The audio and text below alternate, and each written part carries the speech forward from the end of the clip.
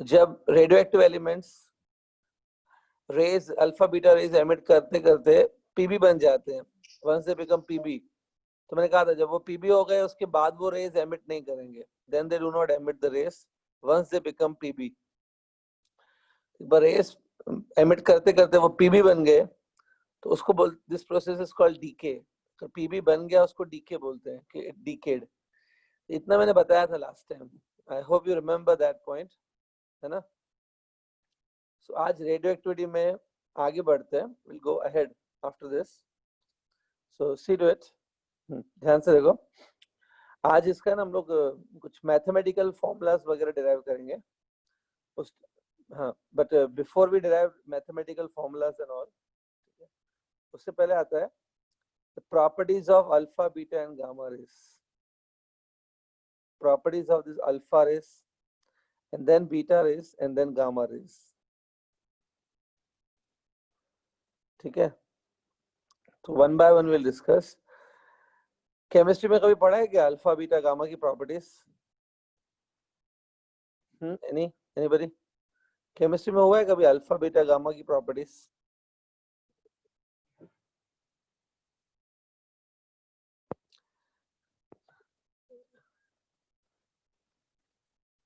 या एनीबॉडी?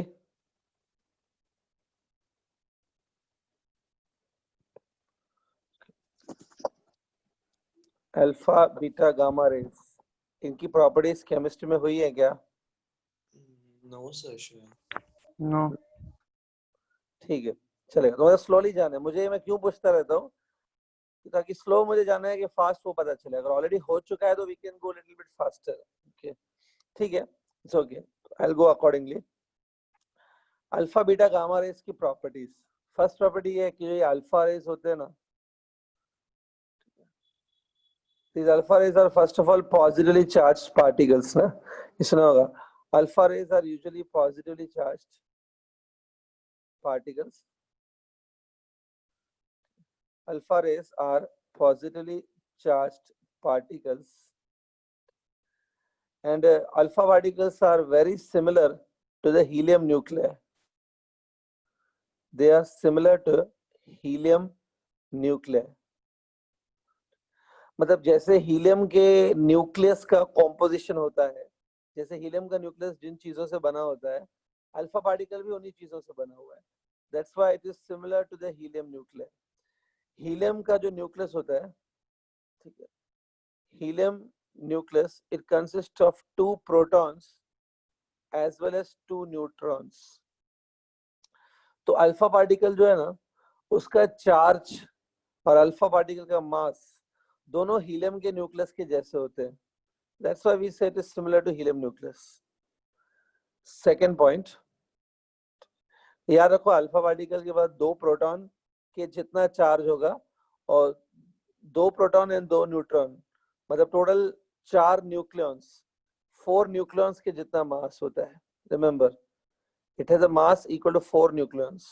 ठीक है, आगे बढ़ते हैं। ये जो अल्फा पार्टिकल्स है ना, ये जो अल्फा रेज भी बोल सकते हो, अल्फा पार्टिकल्स भी बोल सकते हो, ये लाइट की स्पीड पे तो ट्रेवल नहीं करते बिकॉज दे आर हैवी। 4 इसमें पार्टिकल्स हैं, 2 प्रोटॉन 2 न्यूट्रॉन, तो दे आर हैवी। लाइट की जितना तो ट्रेवल नहीं करते, बट लाइट की स्पीड का 10% स्पीड पे ट्रेवल करते हैं। Alpha particle travels at a speed, exactly fix speed तो नहीं है इनकी, इट डिपेंड्स। इनकी स्पीड आप बढ़ा भी सकते हो, कम भी कर सकते हो, फिक्स स्पीड तो नहीं है, बट इनकी जो स्पीड होती है वो 10% से लेकर 90% ऑफ स्पीड ऑफ लाइट तक हो सकती है।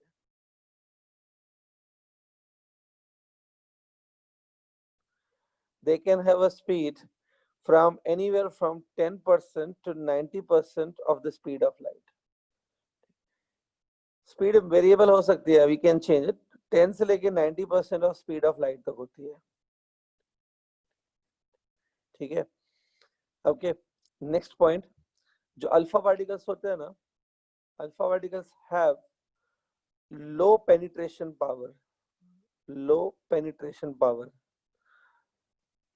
मतलब यूजुअली ये जो अल्फा पार्टिकल्स हैं, they can penetrate inside the substance, metal के अंदर ये जा सकते हैं, ह्यूमन स्किन के अंदर तो ये आराम से जाते हैं, they can pass easily through human skin, आपके बोन्स के थ्रू ये पास हो सकते हैं, बट मेटल वगैरह जो होते हैं ना, metals are more denser, metal से भी ये पास हो सकते हैं अगर मेटल की थिन शीट है, तो अगर थोड़ा थिक शीट रख दिया तो ये पास नहीं हो सकते, तो they can not pass through very heavy object, dense object से पास नहीं होते, लाइटर ऑब्जेक्ट से पास हो जाते हैं, दैट्स व्हाई कहा जाता है कि इनका पेनिट्रेशन पावर लो होता है, you understand this word penetration power, अंदर से पास होने का पावर वो कम रहता है। सौरभ पूछ रहा है कितनी थिन मेटल में से पास हो सकते हैं, वेरी गुड, एटलीस्ट कुछ स्टूडेंट को तो क्यूरियोसिटी है करने का, ठीक है, गुड। सौरभ इतना डिटेल में तो मैं नहीं बता पाऊंगा, लेकिन थोड़ा बहुत जितना मेरा नॉलेज है मैं उस हिसाब से बता देता हूँ। जो अल्फा पार्टिकल्स है ना, वो अगर आपकी let's say you are taking gold foil या मेटल की कोई फॉयल ले रहे हो, पतली सी फॉयल जो होती है ना, जिसकी थिकनेस 1 और 2 मिलीमीटर तक होगी, अगर 1 मिलीमीटर, आधा मिलीमीटर, 1.5 मिलीमीटर, इतना अगर थिकनेस है, उससे इजीली पास हो जाते हैं पतली शीट से, बट अगर आपने अगर 1-2 सेंटीमीटर थिक भी ले लिया ना, 1 और 2 सेंटीमीटर भी ले लिया, तो उसमें से ये पास नहीं हो सकते, they can pass through a very thin sheet having some fraction of millimeters. Okay, sir. हाँ, ठीक है। Yes. So this is the thing. आगे बढ़ते हैं। अब देखो ये जो अल्फा पार्टिकल्स है ना, we can write alpha rays also and alpha particles also, no problem. Alpha particles है ना, they can ionize the gases. They can ionize the gases. Gases को आयोनाइज कर सकते हैं, इसका मतलब है जब ये अल्फा पार्टिकल किसी गैस में से पास होते हैं, तो गैस के मॉलिक्यूल्स को कैटायन और एनायन में ब्रेक कर सकते हैं, they can break into cation and anion, और अगर कैटायन एनायन नहीं बन रहा है तो एटलीस्ट गैस के मॉलिक्यूल को तोड़ के इलेक्ट्रॉन्स, कुछ इलेक्ट्रॉन को निकाल सकते हैं मॉलिक्यूल में से, तो उसको बोलते हैं ionize. The alpha particle also have ability to ionize the gases through which they are passing, जिस गैस से पास होते हैं उस गैस को आयोनाइज कर देते हैं, ठीक है। फिफ्थ प्रॉपर्टी है alpha particles can affect photographic plate.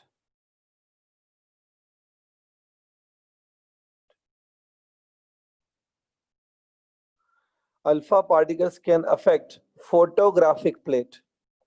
अब ये क्या चीज है, देखिए आजकल तो अगर आपको कोई फोटो लेना होता है तो हम आजकल तो मोबाइल पे लेते हैं, everybody takes a photo on mobile, ठीक है। कुछ टाइम पहले डिजिटल कैमरास होती थी, आज भी है बट कम है यूजेज डिजिटल कैमरास, उससे भी थोड़ा पहले जाएंगे तो एनालॉगस कैमरास होती थी, नॉर्मल फ्लैश वाली कैमरास जो डिजिटल नहीं होती थी, नॉन डिजिटल कैमरास। अगर आपने नॉन डिजिटल कैमरा देखी है, उसमें हमने देखा होगा कैमरा में रोल पड़ता था, अंदर एक कोडैक का रोल पड़ता है, और उसमें नेगेटिव्स भी होते हैं। कभी आपने कभी फोटो के नेगेटिव्स देखे हैं? नेगेटिव्स ऑफ अ फोटो, काले Yes. रंग की पिक्चर होती थी, देखा होगा I am Yes, sure. sir. हाँ, काले रंग की पिक्चर होती थी, तो वो जो फोटो के नेगेटिव्स होते थे ना, काले रंग का एक पिक्चर आता था, तो जो फोटो के नेगेटिव्स होते थे उन नेगेटिव्स को ही साइंटिफिक लैंग्वेज में फोटोग्राफिक प्लेट बोलते हैं। हाँ, आयुष दुबे ने मूवीज में देखा है, पुरानी मूवीज में देखा होगा, कम से कम 10-15 साल पुरानी मूवी कम से कम, तो या उससे भी पीछे, तो फोटोग्राफिक मूवीज जो फोटो वगैरह लेते थे नेगेटिव्स आते थे, वो जो कैमरा के नेगेटिव होते हैं ना, जो कैमरा में डाले जाते थे नेगेटिव्स, उन्हीं को बोलते हैं फोटोग्राफिक प्लेट। अब होता क्या है कि सपोज ये एक नेगेटिव है, ऐसा होता था, ये नेगेटिव है, इसी को फोटोग्राफिक प्लेट कहते थे।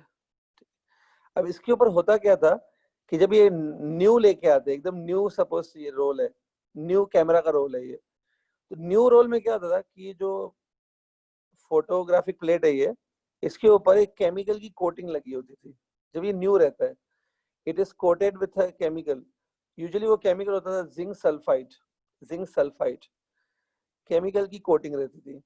अब जिंक सल्फाइड की प्रॉपर्टी क्या है कि जब इसके ऊपर लाइट गिरती थी ना, whenever light is falling on it, जिस जिस पोर्शन पे लाइट गिरती थी उस पोर्शन पे जिंक सल्फाइड लाइट के प्रेजेंस में रिएक्शन करके कुछ और सब्सटेंस बना लेता है, some other substance it converts, और वहां पे जिंक सल्फाइड गुम हो जाता था, और वहां पे जो ये ब्लैक कलर की नेगेटिव प्लेट दिखती है, usually this photographic plate is black in colour, लेकिन जहां पे जिंक सल्फाइड जहां पे गुम हो जाता था, रिएक्शन करके कुछ और बन जाता था, वहां पर वो व्हाइट कलर का हो जाता था सब्सटेंस।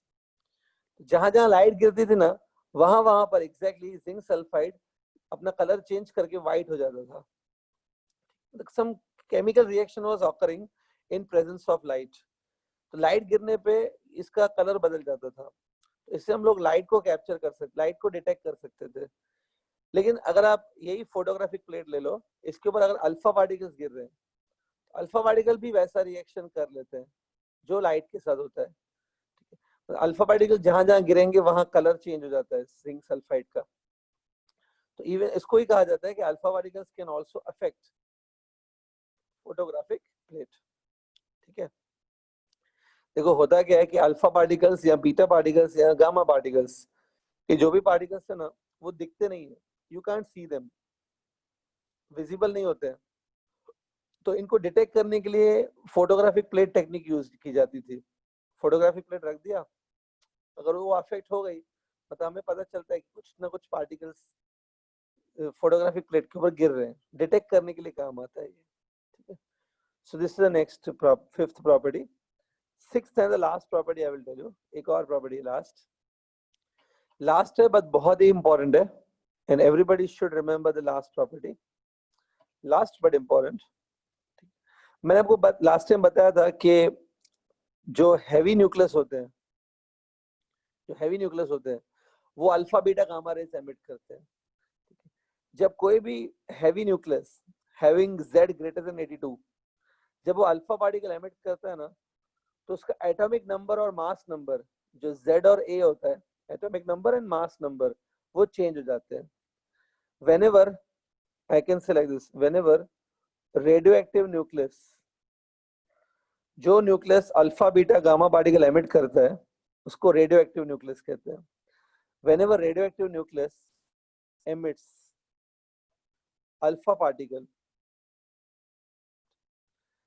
जब एक अल्फा पार्टिकल एमिट किया, हम लोग एक की बात करनी चाहिए, whenever radioactive nucleus emits an alpha particle, मतलब एक अल्फा पार्टिकल,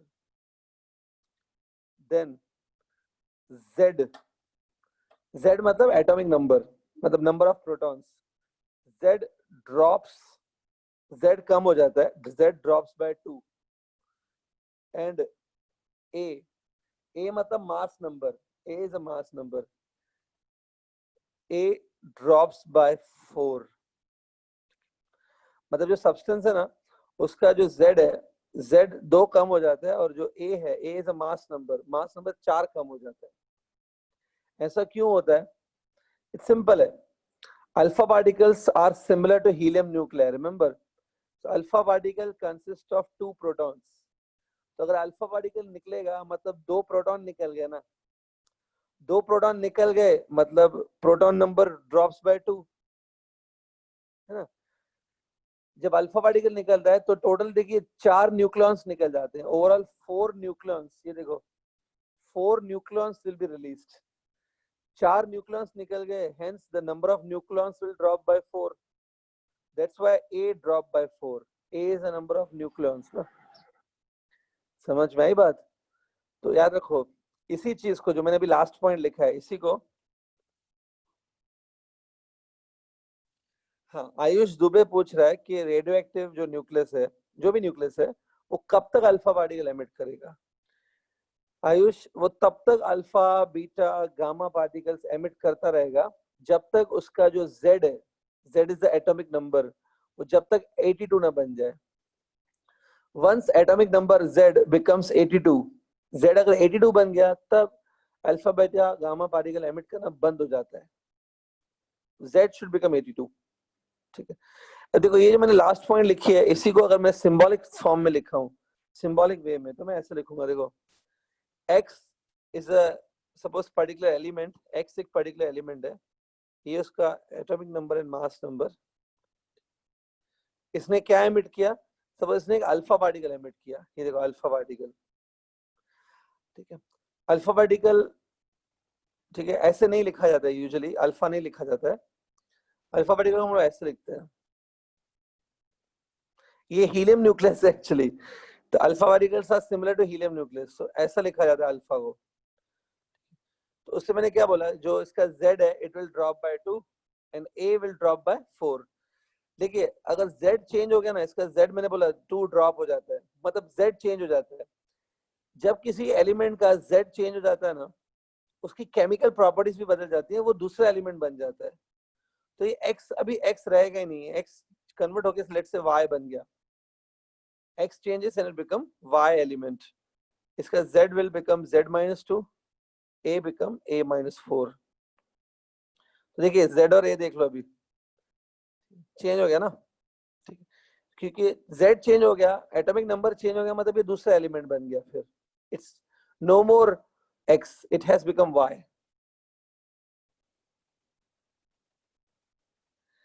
क्या डाउट है, किसी ने पूछा अभी जीरो हो जाएगा क्या, क्या जीरो हो जाएगा, माइक ऑन करके पूछो। सर आपने वो बोला ना वो ड्रॉप हो जाएगा 2 से, और अच्छा ऐसे करते करते तो जीरो हो जाएगा, ऐसा बोल रहे हो?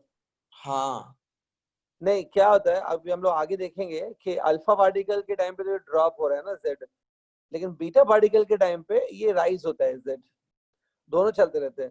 तो ये दोनों की मतलब प्रॉब्लम चलती रहती है, डिक्रीज भी होता है, फिर बीटा पार्टिकल की वजह से इंक्रीज भी होता है Z, ये चलता रहता है। और ऐसे करते करते जब Z 82 हो जाता है, बस उसके बाद प्रोसेस रुक जाता है। Z 82 हो गया, उसके बाद no more alpha particles are emitted, ठीक है, जीरो तो पॉसिबल ही नहीं है, 82 तक हो गया तो ही रुक जाता है। ये जो एलिमेंट में बात कर रहा हूँ which is emitting alpha particle, ये एलिमेंट जो है इसका Z must be greater than 82 तभी एमिट कर रहा है, ठीक है। तो स्टूडेंट आई होप ये प्रॉपर्टी आपने लिख ली मेरे साथ साथ। सर वो 1 मिनट टाइम, वाला पॉइंट 1 सर। मिनट लिख लिया? Hello sir. हाँ बोलो।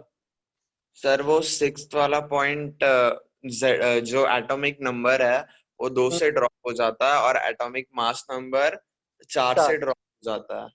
हम्म सर तो फिर एटॉमिक नंबर 4 से क्यों ड्रॉप होता है उसमें जो ये एटॉमिक नंबर 2 ड्रॉप हो रहा है, मास नंबर 4 ड्रॉप हो रहा है।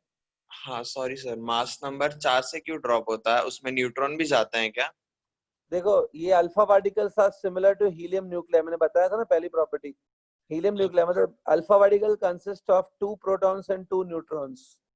तो अगर आपका जो न्यूक्लियस है X, suppose it's your nucleus, X is a nucleus, nucleus में से 2 प्रोटॉन और 2 न्यूट्रॉन निकल गए, मतलब टोटल 4 न्यूक्लियॉन्स निकल गए ना,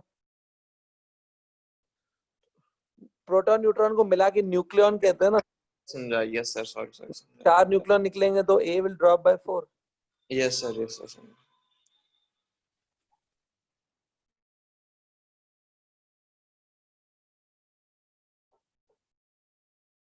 ठीक है, so I hope it's over now, ये कंप्लीट हो चुका है, क्लियर, सब लिख लिया प्रॉपर्टीज। इसके बाद we will go to the properties of beta rays. Put the heading properties of beta rays. Beta की प्रॉपर्टीज। सर ये अल्फा रेस कैसे बना सकते हैं, मतलब सिर्फ अगर अल्फा रेस बनाना है तो? रेडिएटिव प्रोसेस है बेटा, नेचुरली ऑकरिंग होते हैं अल्फा रेस, मैन्युफैक्चरिंग तो नहीं होती अल्फा रेस की, ये रेडियो एक्टिविटी में बाहर आते हैं। बना सकते हैं ऐसा कुछ नहीं है, आपको हीलियम गैस लेनी पड़ेगी, और हीलियम गैस देखो, helium is already a noble gas, helium noble gas होती है, तो हीलियम को आयोनाइज करना पड़ेगा, हीलियम के दोनों इलेक्ट्रॉन निकालने पड़ेंगे, दोनों निकाल दिए तो हीलियम का न्यूक्लियस ही बचेगा। The nucleus of helium, they are nothing but alpha particles. Sir बना उसका बना तो यूज नहीं, एनर्जी तो बहुत हाई होता होगा, तो वो इकोनॉमिकली इफेक्टिव नहीं है ना? नहीं, इसलिए हम लोग रेडियो एक्टिविटी से ही निकालते हैं alpha beta gamma. Okay sir. Radio activity is a natural process. Hello sir. हाँ बोलो जल्दी। सर आपने भी बोला कि इसकी केमिकल प्रॉपर्टीज चेंज होती हैं, पर सर केमिकल रिएक्शन में तो सिर्फ इलेक्ट्रॉन गेन होता है और इलेक्ट्रॉन लूज होता है, तो सर प्रोटॉन देने से चेंज कैसे होगी केमिकल प्रॉपर्टी? देखो, अगर मैं समझ में नहीं आया। एक एग्जांपल लेके बताता हूँ, सुनो। अगर suppose you are having a suppose sodium आपके पास है, ठीक है। हाँ सर। सोडियम में 11 इलेक्ट्रॉन्स होते हैं और 11 प्रोटॉन्स भी होते हैं सोडियम में, ठीक है। अगर वो हाँ 11 इलेक्ट्रॉन में से अगर उसने एक इलेक्ट्रॉन दे दिया अपना ऑक्टेट कंप्लीट करने के लिए, तो वो Na+ बन जाता है, Na+। लेकिन वो रहता Na ही है, मतलब अभी भी उसकी केमिकल प्रॉपर्टी सोडियम के जैसी ही रहेंगी, वो अभी भी सोडियम के जैसे ही बिहेव करेगा, इवन तो उसने अपना एक इलेक्ट्रॉन दे दिया, तो वो NaCl बनाने के लिए दे दिया उसने इलेक्ट्रॉन सोडियम ने, तो लेकिन वो रहेगा सोडियम का एटम ही, मतलब अभी भी वो सोडियम के जैसे ही बिहेव करेगा, ठीक है। लेकिन अगर मैं ऐसा करूं, जो अब मैं ऐसा चीज बता रहा हूँ जो केमिस्ट्री में नहीं होता है। अगर मैं सोडियम ले लूं, सोडियम के पास 11 इलेक्ट्रॉन और 11 प्रोटॉन है, it has 11 electrons and 11 protons. अगर मैं एक इलेक्ट्रॉन भी निकाल दूं और एक प्रोटॉन भी निकाल दूं बाय सम मेथड, एक प्रोटॉन भी निकालो, तो सोडियम के पास 10 प्रोटॉन हो जाएंगे और 10 इलेक्ट्रॉन हो जाएंगे। 10 हाँ। प्रोटॉन जैसे हो गए ना उसके पास, तो वो सोडियम रहेगा ही नहीं, वो नियॉन की तरह बिहेव करने लगेगा। Neon is the element having proton number 10, तो सोडियम रहेगा ही नहीं, it will not have any property of sodium. Neon के पास 10 प्रोटॉन होते हैं और 10 इलेक्ट्रॉन, तो बिल्कुल वो नियॉन की तरह बिहेव करने लगेगा, उसकी पूरी केमिकल प्रॉपर्टी नियॉन की हो जाएंगी। प्रोटॉन जब कन्वर्ट हो जाते हैं ना, लेट्स से प्रोटॉन 11 में से 10 हो गए, तो वो सोडियम रहेगा ही नहीं, it will behave like a neon. Proton का नंबर डिसाइड करता है कि केमिकल प्रॉपर्टीज कैसी होंगी, electron number doesn't decide. Electron एक आध निकल भी गया, वापस इलेक्ट्रॉन आ सकता है, इलेक्ट्रॉन के जाने से कोई सोडियम नियॉन नहीं बन जाएगा, लेकिन अगर प्रोटॉन निकल गया उसका, sodium will convert to neon element, वो नियॉन की तरह बिहेव करेगा पूरी तरह, ओके समझा? सर। हाँ सर, समझा। आपकी केमिस्ट्री में कभी भी प्रोटॉनिक रिएक्शंस नहीं होते, प्रोटॉन नहीं निकलता है, खाली आप इलेक्ट्रॉन की शिफ्टिंग करते हो केमिस्ट्री में। ये जब प्रोटॉन निकल गया, that is a nuclear reaction. Nucleus reaction में प्रोटॉन्स न्यूट्रॉन्स बाहर आते हैं, ठीक है। So clear? तो चलिए अभी प्लीज चलो, let's fast, now we are going. Properties of beta rays लिखो student, properties of beta rays. अब मैं यहीं पे इन्हीं प्रॉपर्टीज को कन्वर्ट करके बता दूंगा, ठीक है। हाँ, प्रॉपर्टीज ऑफ बीटा रे, पहली प्रॉपर्टी लिखो। Now look at the screen. मैंने आपको क्या बताया था कि alpha particles are positively charge, isn't it? Beta particles negatively charge होते हैं, ऑपोजिट है। Beta particles are negatively charged, ठीक है। Beta particles are negatively charged particles, okay. हाँ, लुक एट द स्क्रीन। मैंने आपको बताया कि जो अल्फा पार्टिकल्स है ना, they are similar to the helium nucleus, है ना। Alpha particles are similar to the helium nucleus. Beta के बारे में क्या बोल सकता हूँ? Beta particles are similar to fast electrons. Beta particles बिल्कुल इलेक्ट्रॉन्स के जैसे होते हैं, they are having all properties of electrons. तो ऐसे लिख दो, सिमिलर टू फास्ट इलेक्ट्रॉन्स, ठीक है। मैं एक एक प्रॉपर्टी अल्फा की, जो एक एक प्रॉपर्टी है उसी को कन्वर्ट करके बीटा लिखवा रहा हूँ स्टूडेंट, आप प्लीज मेरे साथ लिखते जाओ, ठीक है। सो जो बीटा पार्टिकल्स हैं, they are similar to electron, fast electrons, ठीक है।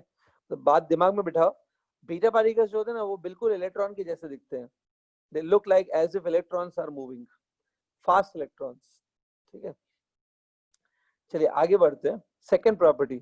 अब देखो, सेकंड प्रॉपर्टी मैंने यहाँ पे लिखा है कि जो अल्फा रेज है वो 10 से 90% स्पीड तक मूव करते हैं, 10 to 90% स्पीड ऑफ लाइट। अगर बीटा की बात करें, beta particles are fast electrons. Beta particle 99% of speed of light पे ट्रैवल कर सकते हैं। Beta particles can travel up to 99% of speed of light. Speed उनकी भी कम ज्यादा कर सकते हैं, they can have a less speed also sometime, you can stop them, you can reduce the speed, लेकिन 99% स्पीड तक ट्रैवल कर सकते हैं। तो लिखो ऐसे, beta particles can travel up to 99% of speed of light. तो कौन ज्यादा फास्ट हुआ? Beta, right? बीटा। हाँ, 99% स्पीड तक ट्रेवल करते हैं। और बीटा पार्टिकल छोटे होते हैं कंपेयर टू अल्फा, क्योंकि beta particle consist of only electron, one single electron. Alpha में तो 4 न्यूक्लियॉन्स होते हैं, alpha particle made up of 4 nucleons. तो बीटा छोटे होते हैं और फास्ट भी होते हैं, दैट्स व्हाई उनका पेनिट्रेशन पावर ज्यादा होता है कंपेयर टू अल्फा। तो थर्ड प्रॉपर्टी ये है, दे have high penetration power. Beta का पेनिट्रेशन पावर ज्यादा होता है कंपैरेटिवली। लिख लो third property, they have high penetration power, मतलब कंपेयर टू अल्फा उनका पेनिट्रेशन पावर ज्यादा होता है। ठीक है, ये कुछ फीचर्स हैं जो आपको थोड़ा ध्यान में होने चाहिए कि क्या क्या डिफरेंस है। तो beta particle have high penetration power. चौथी प्रॉपर्टी, बीटा पार्टिकल्स जो है ना वो भी गैसेस को आयोनाइज कर सकते हैं, they can also ionise the gases. Beta particles can ionise the gases.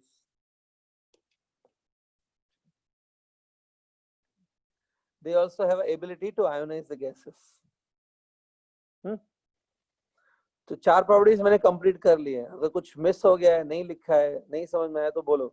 Up to 4 properties मैंने कंप्लीट कर लिया है। किसी को कुछ कंफ्यूजन है क्या 4 प्रॉपर्टीज में? नथिंग? सर ये लास्ट वाला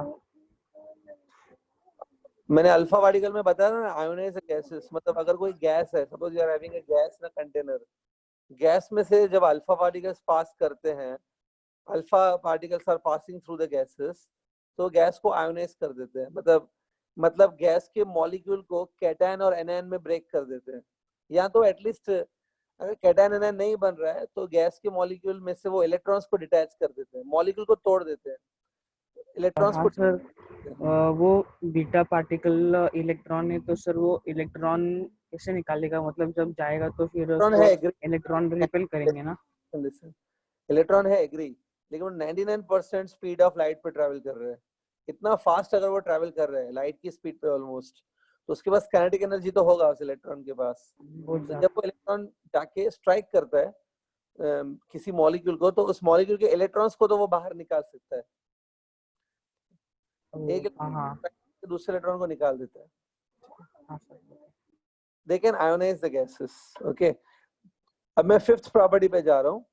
फिफ्थ प्रॉपर्टी भी सिमिलर है, beta particles can ionise the photographic plate. Beta particles जो है ना वो भी फोटोग्राफिक प्लेट को आयोनाइज कर, ये अफेक्ट कर सकते हैं। Sorry, beta particles can also affect photographic plate. ठीक है, तो काफी प्रॉपर्टीज सिमिलर है, इसलिए मैं यहीं पे लिखवा देता हूँ, I will not right again. Beta particles can affect photographic plate. ठीक है, तो 5 प्रॉपर्टीज हो गई, लिख लेना ये साथ में। Sixth and the last property, 6 पे आ जाते हैं। 5 तक हो गया, 5 प्रॉपर्टीज।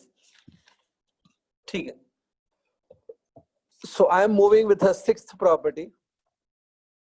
सिक्स्थ प्रॉपर्टी पे जा रहा हूं मैं। सिक्स्थ थोड़ी सी अलग है। देखिए, जब भी कोई एलिमेंट बीटा पार्टिकल्स को एमिट करता है, let's say some element is, there is a nucleus जिसने बीटा पार्टिकल एमिट किया। बीटा पार्टिकल एमिट करने पे क्या होता है कि जो Z है ना, Z is a atomic number, Z increases by 1। Z जो है ना वो इंक्रीज बाय 1 हो जाता है। और जो A है, A is a mass number of that nucleus, mass number. Mass number को कोई अफेक्ट नहीं होता, it remains same, mass number same ही रह जाता है, लेकिन Z जो है ना इट इंक्रीजेस बाय 1 इनफैक्ट। तो ये प्रॉपर्टी पहले मैं लिखवा देता हूं और फिर मैं एक्सप्लेन करता हूं। Write down this first. ऐसे लिखो, whenever a radioactive nucleus, whenever a radioactive nucleus emits beta particle,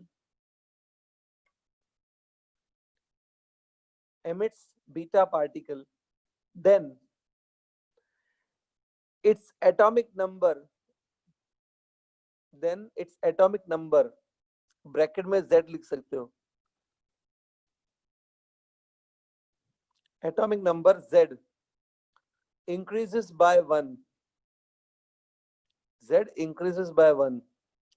And mass number, that is A, mass number A remains unchanged. Yeah, remains same. ठीक है, ठीक है, लिख लिया? ठीक, तो लिखना तो हो गया, वो तो एक बात है, लेकिन समझना भी आना चाहिए कि क्यों ऐसा होता है, वो आइडिया भी होनी चाहिए। ये थोड़ा अजीब है, ध्यान से देखो अभी ऐसा क्यों होता है। See to it. देखो, सपोज ये न्यूक्लियस है, it's a nucleus having Z greater than 82। ऐसे न्यूक्लियस ही अल्फा बीटा गामा को एमिट करते हैं, they are radio active nucleus. तो इसमें से देखो ऐसे बीटा पार्टिकल निकला ना। आपको ये मालूम है कि जो न्यूक्लियस है ना, nucleus consist of protons and neutrons. Nucleus में क्या क्या होता है, प्रोटॉन होते हैं और न्यूट्रॉन्स होते हैं, है ना। लेकिन इसमें से भी देखो बीटा पार्टिकल निकला। Beta particle is actually an electron. मैंने बताया था beta particle is an electron ultimately. देखो कितना अजीब चीज है, न्यूक्लियस के अंदर सिर्फ प्रोटॉन और न्यूट्रॉन्स होते हैं। Inside the nucleus there are no electrons. लेकिन देखो यहाँ से इलेक्ट्रॉन बाहर आ रहे हैं। बीटा इज इलेक्ट्रॉन ना, तो न्यूक्लियस के अंदर इलेक्ट्रॉन नहीं होता है, फिर भी देखो इलेक्ट्रॉन बाहर आ रहा है। अजीब नहीं है? Nucleus does not consist of, does not consist of electron, but then also from the nucleus electron is coming out. Magic नहीं, ये मैजिक नहीं है एक्चुअली। में इसके बारे में साइंटिस्ट ने क्या बताया कि जो ये प्रोटॉन्स और न्यूट्रॉन्स है ना, प्रोटॉन और न्यूट्रॉन भी एक दूसरे में कन्वर्ट हो सकते हैं। Proton can convert to neutron, neutron can also reconvert to proton. Proton कुछ चीज देकर, अगर प्रोटॉन है उसने कोई चीज दे दी, कुछ चीज देकर वो न्यूट्रॉन में कन्वर्ट हो सकता है। अब न्यूट्रॉन है, न्यूट्रॉन ने कुछ चीज ले ली तो वो प्रोटॉन बन जाएगा। एक दूसरे से ये कुछ चीजें एक्सचेंज करते रहते हैं। By exchanging some things with each other, वो प्रोटॉन न्यूट्रॉन एक दूसरे में कन्वर्ट होते रहते हैं। ठीक है, अब वो चीजें क्या है इतना डिटेल में तो नहीं जा पाएंगे, लेकिन एक छोटा सा याद हो कि प्रोटॉन न्यूट्रॉन एक दूसरे में इंटर कन्वर्टेबल होते हैं। मैं आपको एक एग्जांपल दिखा देता हूँ।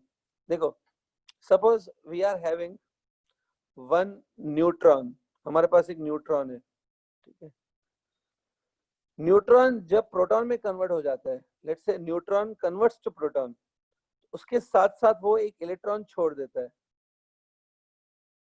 मतलब एक इलेक्ट्रॉन भी निकलता है, और उसके साथ साथ एक और पार्टिकल निकलता है। उस पार्टिकल को हम लोग बोलते हैं anti neutrino. Anti neutrino, anti neutrino की सिंबल ऐसे होती है, ये न्यू बार, एंटी न्यूट्रिनो। तो एक छोटा सा, मतलब ये आपके जैसे एक्स्ट्रा इन्फॉर्मेशन के लिए, मतलब नहीं भी लिखा तो भी चलेगा, बट ये राइट है एकदम, it's a right concept. Suppose neutron है, neutron converts into proton, when it converts it give rise to electron also antineutrino. देखो अगर आप ये रिएक्शन को बैलेंस करेंगे ना, तो ये ऑलरेडी बैलेंस रिएक्शन है। देखो, प्रोटॉन के पास एक पॉजिटिव चार्ज होता है प्लस ई, इलेक्ट्रॉन के पास चार्ज होता है माइनस ई। न्यूट्रिनो न्यूट्रल होता है, न्यूट्रिनो जो मैंने लिखा ना एंटी न्यूट्रिनो, वो न्यूट्रल चीज होती है। Proton is positive, electron is negative, दोनों को मिला दो तो ओवरऑल प्रोडक्ट जो बना है, ये जो प्रोडक्ट है वो भी न्यूट्रल है और न्यूट्रॉन भी न्यूट्रल होता है। Neutron does not have any charge, proton electron combinedly also do not have charge. तो चार्ज बैलेंस्ड है ऑलरेडी, मासेस भी बैलेंस्ड होते हैं। आप में से किसी को याद है, मैंने आपको पहले बताया था एक बार, न्यूट्रॉन का मास ज्यादा होता है कि इलेक्ट्रॉन, प्रोटॉन का मास ज्यादा होता है? न्यूट्रॉन न्यूट्रॉन न्यूट्रॉन का ज्यादा होता है। तो यहाँ पे देखो, न्यूट्रॉन ब्रेक्स इनटू प्रोटॉन और इलेक्ट्रॉन, ऐसे भी मान सकते हो। तो प्रोटॉन और इलेक्ट्रॉन का मास मिला के न्यूट्रॉन के बराबर होगा। तो प्रोटॉन, इलेक्ट्रॉन और न्यूट्रिनो दोनों, तीनों का मास मिला के it will be equal to the mass of neutron. अब कुछ स्टूडेंट को डाउट आएगा कि सर एंटी न्यूट्रिनो क्यों आ रहा है, मतलब why you are including anti neutrino. ठीक है, एक्चुअली में क्या होता है, यहाँ पे कंजर्वेशन ऑफ मोमेंटम भी लगाया जाता है। न्यूट्रॉन ब्रेक होके, सपोज ये तीन बन रहे हैं, like a bomb explosion, like explosion of bomb, neutron breaks and become these three. तो अब इसमें ना कंजर्वेशन ऑफ मोमेंटम लगाया जाता है। Momentum of the neutron linear momentum of neutron should be equal to the sum of linear momentums of proton and electron. तो momentum conservation नहीं हो रहा था, इसलिए हमने एक और पार्टिकल डाल दिया, एंटी न्यूट्रिनो। अब इन तीनों का, ये जो तीन पार्टिकल्स हैं, तीनों पार्टिकल्स का मिला के जो लीनियर मोमेंटम है, it comes equal to the linear momentum of the neutron. तो मोमेंटम कंजर्वेशन के लिए न्यूट्रिनो भी डाला जाता है। वो सब बहुत कैलकुलेशन है उसमें भी, मतलब कुछ सोच समझ के हमने न्यूट्रिनो भी लिया है, ऐसा रहता है ये पूरा रिएक्शन। तो neutron converts into proton electron. देखो वापस एक चीज बोल देता हूँ, ऐसा कभी मत सोचना कि neutron consist of these three things. ऐसा नहीं है कि न्यूट्रॉन इन तीन चीजों से बना होता है और वो टूट जाता है, ऐसा यूजुअली नहीं होता है। न्यूट्रॉन कन्वर्ट होके ऐसा बन जाता है। जब न्यूट्रॉन कन्वर्ट होके ऐसा बन सकता है, ठीक है, थोड़ा अजीब है, इट्स ओके। तो सोचो न्यूट्रॉन ऐसा ब्रेक हो गया, टेल मी वन थिंग, अगर न्यूट्रॉन ब्रेक होके ऐसा बन गया तो उसमें जो ये इलेक्ट्रॉन निकल रहा है ना, ये जो इलेक्ट्रॉन निकल रहा है यही बीटा पार्टिकल है। This electron becomes a beta particle. हाँ, अब एक स्टूडेंट बोला sir is it reversible? Yes, reversible है। प्रोटॉन वापस न्यूट्रॉन में कन्वर्ट हो सकता है। तुमको चाहिए तो मैं वो रिएक्शन भी दे दूंगा अभी कि how proton converts to neutron, लेकिन आपके एग्जाम में वो काम नहीं आएगा। These reactions are not useful for exam. Knowledge point of view से I will give you that reverse reaction also I will give you. Proton वापस न्यूट्रॉन में भी कन्वर्ट होता है। वेट अ मिनट, पहले इसको मैं फिनिश कर देता हूँ। देखो, तो ये जो इलेक्ट्रॉन निकला ना स्टूडेंट, वो इलेक्ट्रॉन ही बीटा पार्टिकल है। अभी आपकी मिस्ट्री क्लियर हो गई कि बीटा की पार्टिकल कैसे निकलता है। This electron is actually beta particle, ठीक है। अब आते हैं प्रोटॉन पे। प्रोटॉन भी निकलता है। तो देखो, तो यहाँ पर जब ये बीटा पार्टिकल निकला, उसके साथ साथ देखो एक न्यू प्रोटॉन भी क्रिएट हुआ है ना। दिस न्यू प्रोटॉन, ये वाला ये जो प्रोटॉन है वो क्रिएट हुआ है ना। तो क्योंकि एक प्रोटॉन क्रिएट हुआ है, proton has been created, that's why the proton number increases by 1। Proton number increases by 1, that's why z increases by 1। ये देखो, z इंक्रीजेस बाय 1 क्योंकि प्रोटॉन नंबर इंक्रीजेस बाय 1, क्योंकि प्रोटॉन क्रिएट हुआ है। लेकिन एक बात बताओ, एक प्रोटॉन क्रिएट हुआ और एक न्यूट्रॉन लॉस हो गया, ये न्यूट्रॉन तो चला गया ना, यही न्यूट्रॉन कन्वर्ट होके प्रोटॉन बना है ना। तो 1 neutron is lost, 1 proton is created. तो overall number of neutrons, nucleons तो उतना ही रहेगा ना। एक प्रोटॉन मेरे पास आ गया, एक न्यूट्रॉन खत्म हो गया, तो the total number of nucleons कितने हो गए? Nucleons remain same, that's why A remain same. बात समझ में आई? ठीक है, that's why A remain same. ऐसा होता है। हेलो तो सर। हाँ बोलो। सर वो फिर एंटी न्यूट्रिनो ये पार्टिकल है क्या, एनर्जी एंटी न्यूट्रिनो क्या पार्टिकल लेंगे क्या? इसको? सर पार्टिकल लेंगे या इसको एनर्जी लेंगे? एंटी न्यूट्रिनो यूजुअली क्या होता है कि डिटेक्ट नहीं होता है, मतलब we believe it that it is a particle, हम मानते हैं ये पार्टिकल है, लेकिन ये कभी डिटेक्ट नहीं हुआ है। तो बाहर आने के बाद ये मिलता नहीं है हमको कभी कि बाहर आ गया, हमने उसको डिटेक्ट किया। तो इसलिए माना जाता है कि अंदर एंटी न्यूट्रिनो बनता है, बट बाहर आने के टाइम पे वो एनर्जी में कन्वर्ट हो जाता है, converts into energy. Radio active process में एनर्जी भी निकलती है। Okay sir. Antineutrino usually converts into energy, but it is believed to be a particle which comes out and the nucleus के अंदर ही बनता है। कभी डिटेक्ट नहीं हुआ है एंटीन्यूट्रिनो, मतलब we cannot see that antineutrino, it converts into energy while coming out of the nucleus। ठीक है, ये रिएक्शन मैंने आपको बता दिया। अगर अभी किसी को चाहिए कि सर रिवर्स रिएक्शन होता है क्या? यस, रिवर्स भी होता है। एक बात बताऊं स्टूडेंट, पूरी फिजिक्स में 99% चीजों में 99% थिंग्स आर रिवर्सिबल।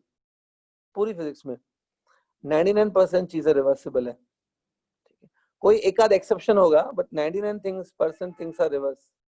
ठीक है, एक और रिवर्स का एग्जांपल दे देता हूँ। आपको ये पता है करंट पास करने पे मैग्नेटिक फील्ड बनती है। When you pass current in a wire it creates magnetic field.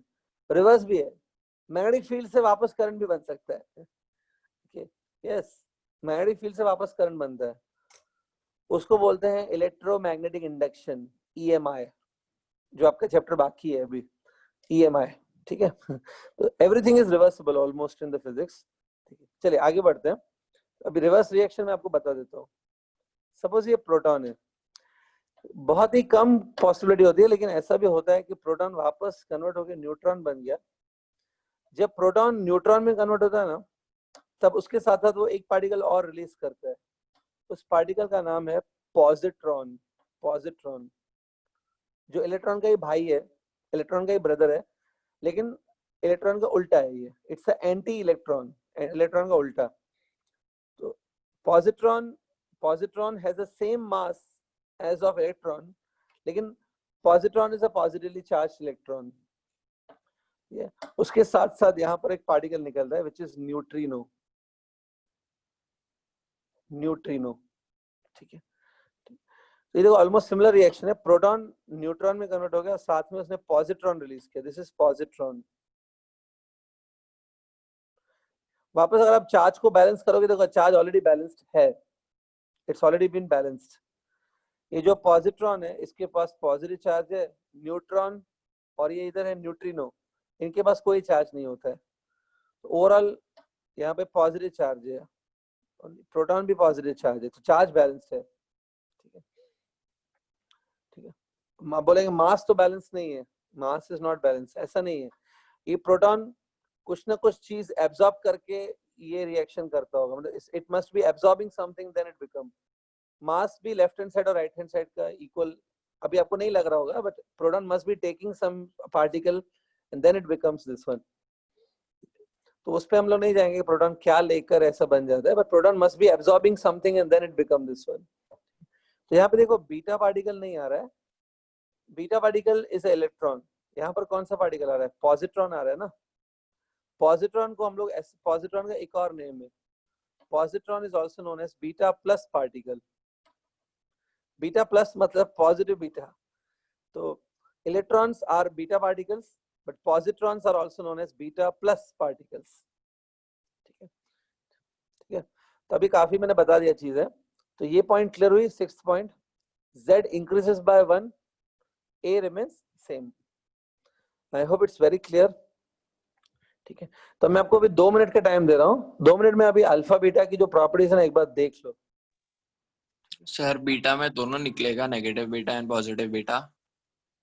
नहीं, यूजुअली नेगेटिव बीटा निकलता है और बहुत ही कम अमाउंट में पॉजिटिव बीटा निकलता है। Okay sir.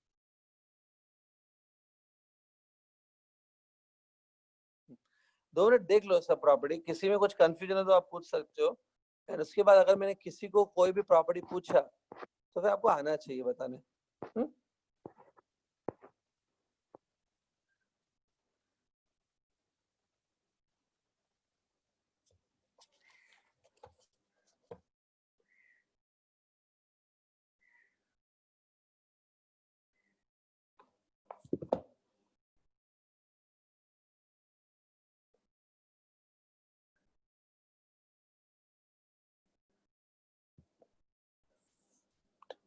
हाँ 2 मिनट पढ़ लो।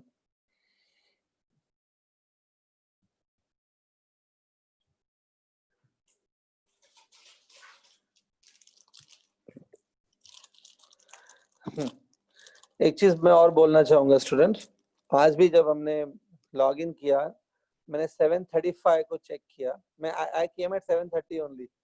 7:35 को चेक किया तो जितने भी स्टूडेंट थे अभी उससे कम से कम 30-35 स्टूडेंट ज्यादा हैं उससे।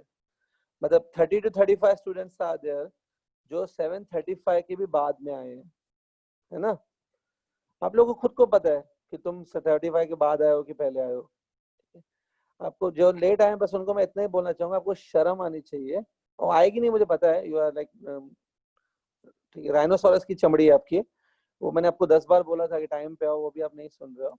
आपको शर्म आनी चाहिए। आपको टाइम का वैल्यू बाद में पता चलेगा, जब टाइम निकल जाएगा ना then will come to know. कोई बड़ी बात नहीं है, इधर 5-7 मिनट का लेक्चर मिस किया, it's okay, you can go ahead. बोलेंगे सर क्या होता है 10 मिनट का लेक्चर मिस हो गया, वो बात ही नहीं है, फिजिक्स की बात ही नहीं है। एक्चुअली में इससे आपकी पंक्चुअलिटी कभी नहीं बनेगी, आपको कभी आप सीरियस नहीं बनोगे। फिर ये आगे देखना आपको कितना अफेक्ट करता है। ठीक है, ठीक है। जो भी बड़े बड़े लोग होते हैं ना, जो भी थोड़े सक्सेसफुल होते हैं, वो आपके पंक्चुअलिटी देख के आपके बारे में इमेज बनाते हैं। तो आपकी इमेज बहुत अच्छी बन जाएगी किसी के भी सामने। मेरे सामने ही बन गई इतनी अच्छी इमेज। ठीक है, ठीक है। तो जो लेट आ रहे हैं ना, आपको बाद में रियलाइज होगा कि आप what you are doing.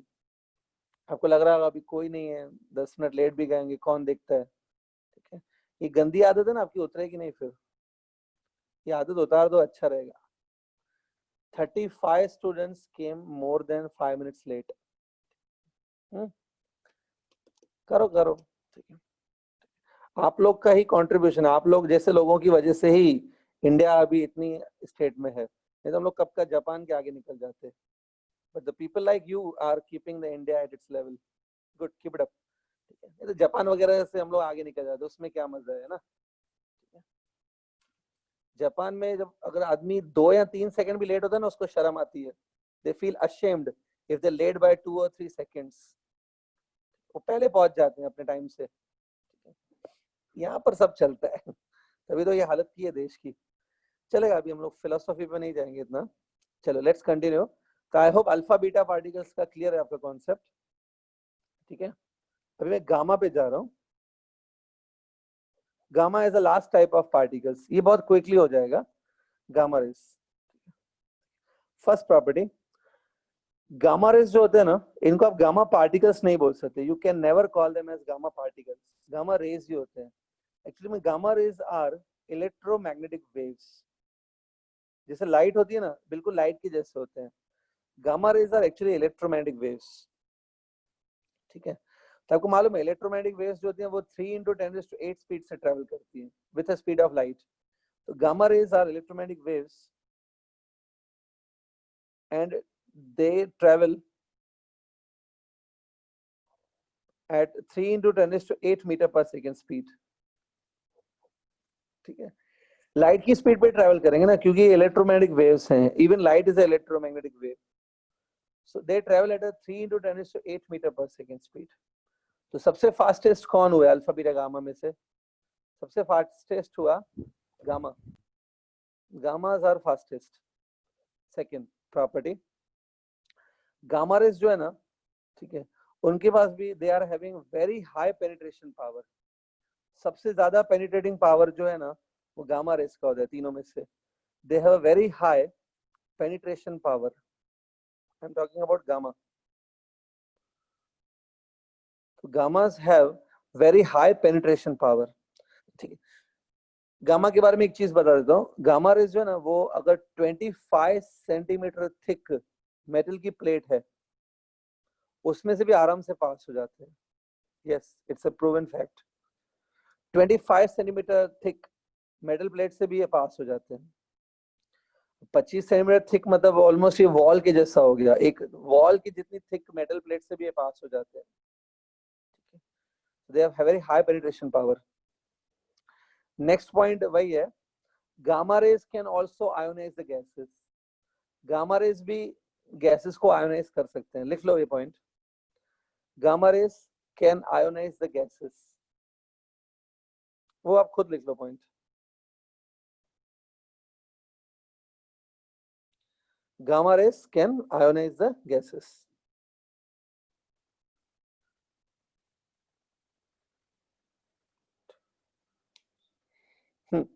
Next property लिखो, gamma rays can affect the photographic plate. ये भी photographic plate को affect कर सकते हैं। Gamma rays can affect photographic plate.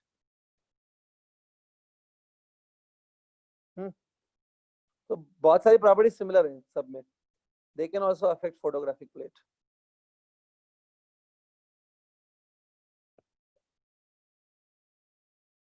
Saurabh Rajak पूछ रहा है mass and charge. Gamma rays यार इलेक्ट्रोमैग्नेटिक वेव है, तो वेव्स को थोड़ी मास होता है, तो वेव्स को थोड़ी चार्ज होता है। गामा रेज न्यूट्रल होते हैं, दे आर न्यूट्रल। स्टूडेंट चाहिए तो लिख लो, gamma rays are not positively charge, they are not positive और negative. Gamma rays are neutral. Light क्या, लाइट पॉजिटिवली चार्ज होती है क्या, या लाइट नेगेटिव चार्ज होती है? Light is not a particle, dual nature no, लेकिन लाइट को न्यूट्रल होती है, light is a neutral particle. तो गामा रेज भी न्यूट्रल होते हैं। सो अल्फा पॉजिटिव होते हैं, बीटा नेगेटिव होते हैं, लेकिन गामा न्यूट्रल होते हैं। Gamma are neutral. ठीक है, चलिए आगे बढ़ते हैं। Next property,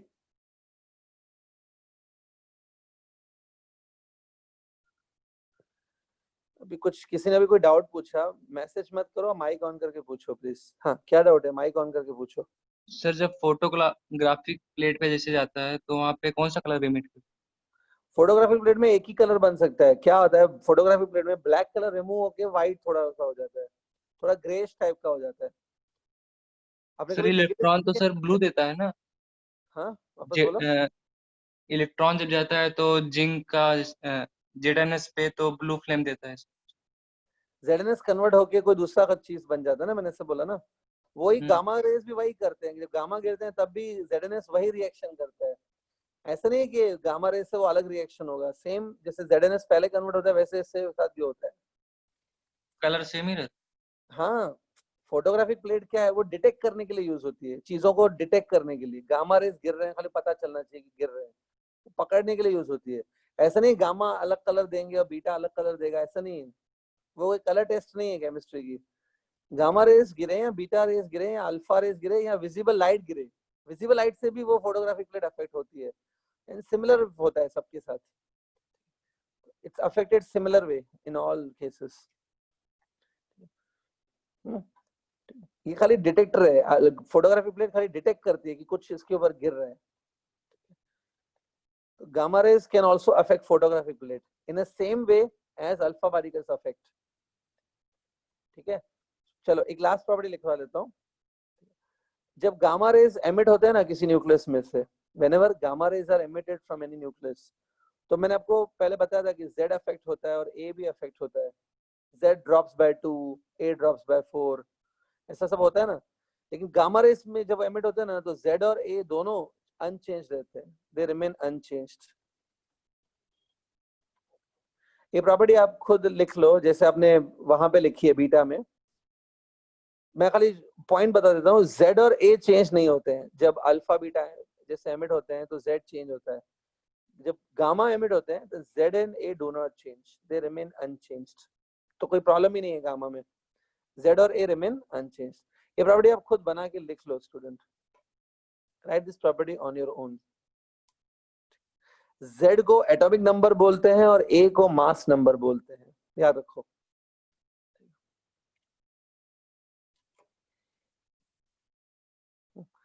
Shreyansh Jagtap, mic on करो। Shreyansh Jagtap, open your mic. Shreyansh Jagtap, open your mic. Madam आप हैं यहाँ पे? मैडम? हाँ सर हूँ। हाँ, ये नाम नोट कर लेना। जो स्टूडेंट आज ध्यान से सुन रहे थे